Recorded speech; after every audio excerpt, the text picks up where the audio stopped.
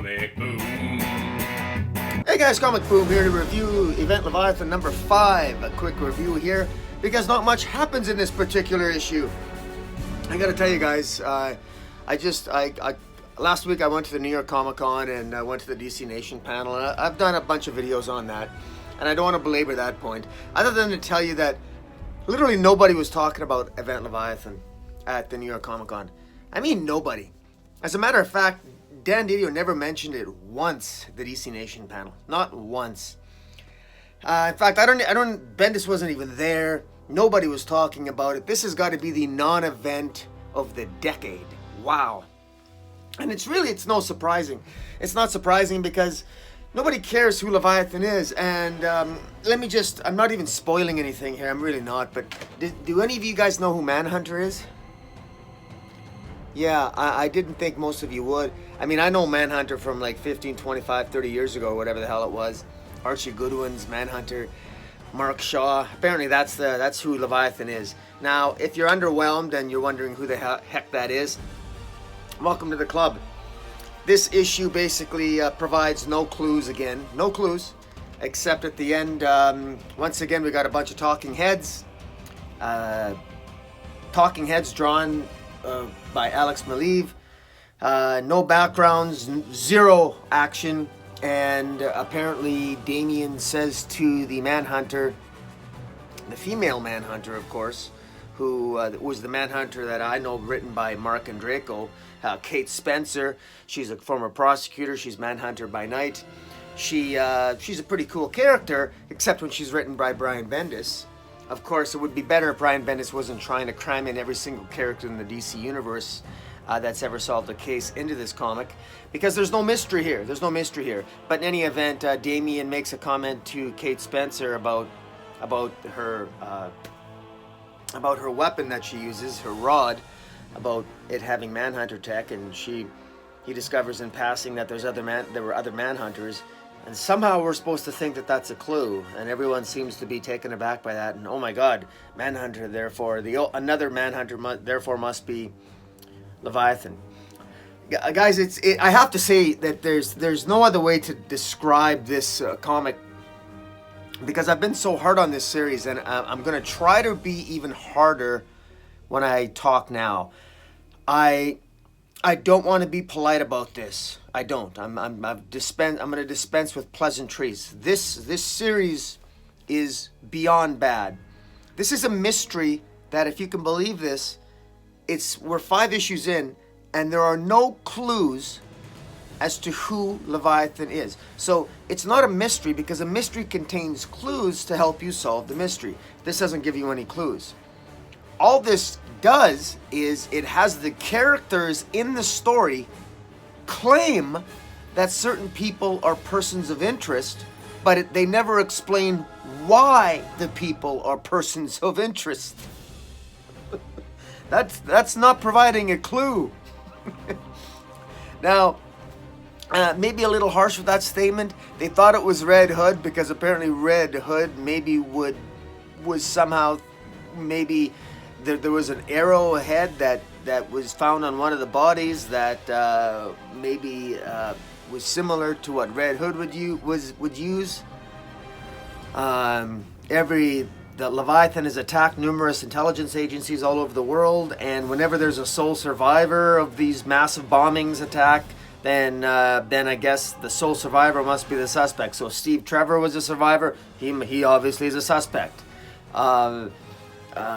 Kate Spencer survived an attack. She must be a suspect. Mr. Bones survived an attack with the DEO. He must be a suspect. Amanda Waller survived an attack. She must be a suspect. So all these people that survived are suspects.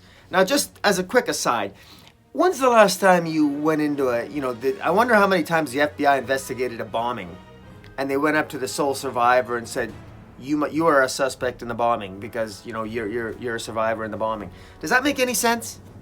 Well, apparently you have to believe that nonsense for this story, but even if I buy that, which I don't, terrible. There's no clues here. Why do they think it's Manhunter? I don't know. Now, Bendis already ruined it, or it's been leaked that Mark Shaw is the Manhunter. He's who cares? There's a couple of things about this I want to criticize as well, because I haven't criticized it enough. So I'm going to criticize the art now. Again, more talking heads, no backgrounds, more talking heads.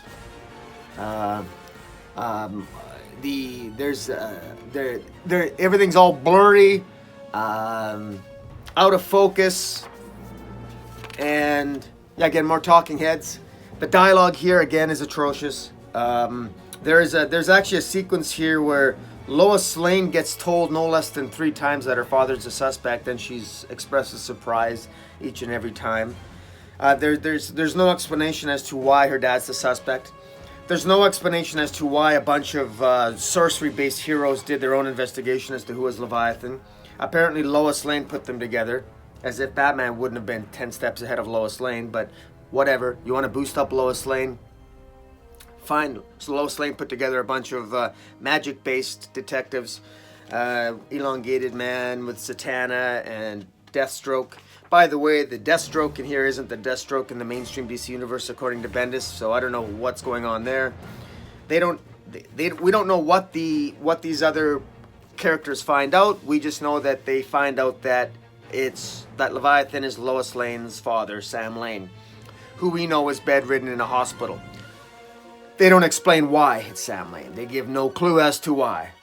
It's just terrible dialogue, and they tell Lois Lane that it's her dad. They don't explain why, so we don't know why she thinks it's her dad.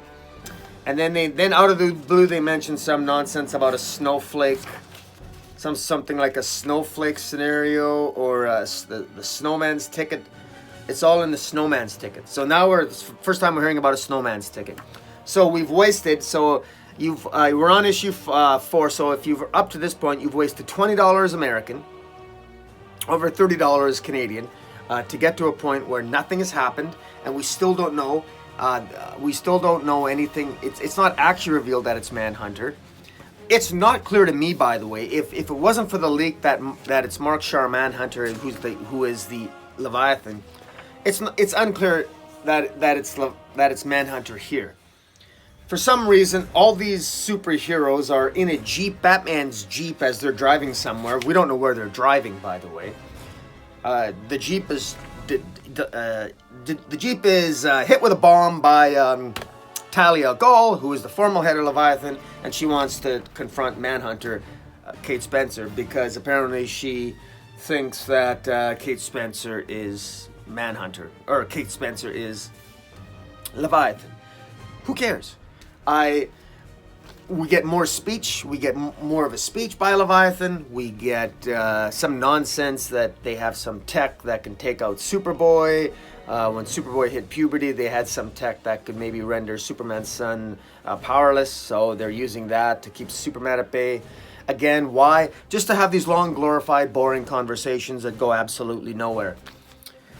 This has got to be the most insignificant event in DC history. I don't think anybody cares. I cannot emphasize enough how bad this story has been put together. Dialogue's terrible. This is not a mystery. This is not a story where you can put together clues.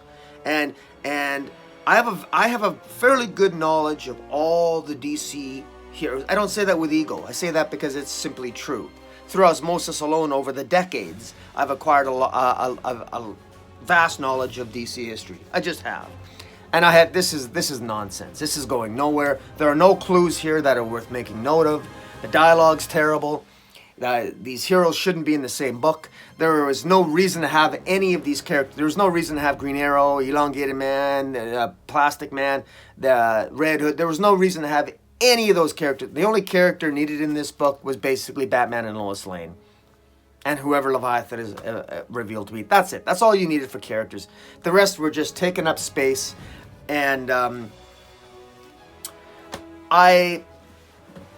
just going to end it and say that at this point I have to pick up issue 6 to find out who Leviathan actually confirm that Leviathan is Mark Shaw Manhunter. Oh, I should say, by the way, that while those of us were there were those of us that were hoping that it was going to be Maxwell Lord, because at least then it would be exciting.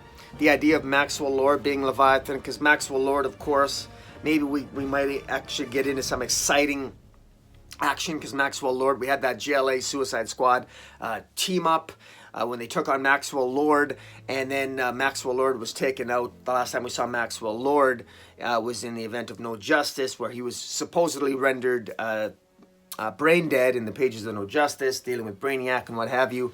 But in any event, Maxwell Lord's a cool villain. So he'd be a cool villain to have. But now we're supposed to get all excited about Mark Shaw, which nobody is. So, yeah, I don't just dislike Event Leviathan. I hate it. And but now I have to, because I'm trapped into this garbage, because I have to get issue 6 to see what the heck's going on. But nobody's talking about this. Nobody seems to care about this.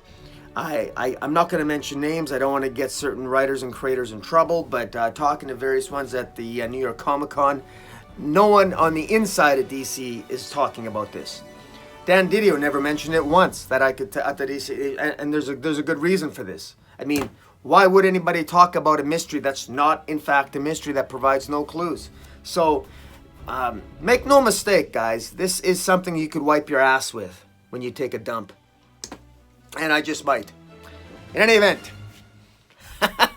good to be back talking about crap.